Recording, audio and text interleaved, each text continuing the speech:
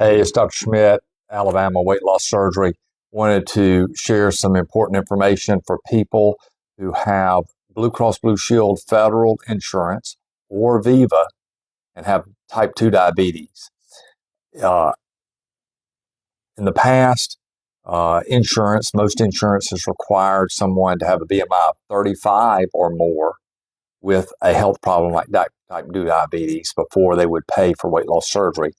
But Blue Cross Blue Shield Federal and VIVA will pay for weight loss surgery because it cures type 2 diabetes. If you have type 2 diabetes, kind of on maximal medical therapy, not just if you're just taking a dose of metformin a day, but if you're struggling with your type 2 diabetes and you want it cured, and you have a BMI over 30. So for a woman who's 5'4", that's maybe 175 pounds.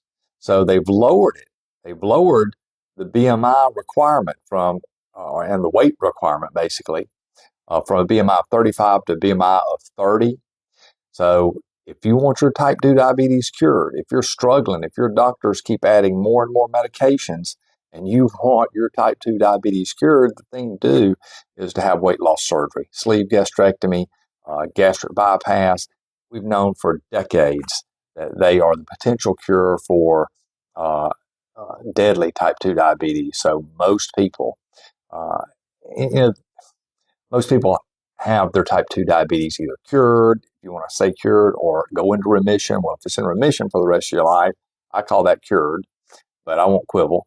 The problem is, if you have type 2 diabetes, you ought to have this surgery right away before it gets bad, before you get the bad side effects of your type 2 diabetes, which my cousin's suffering with right now with the diabetic foot ulcer. And I'm really worried he's going to end up losing his foot.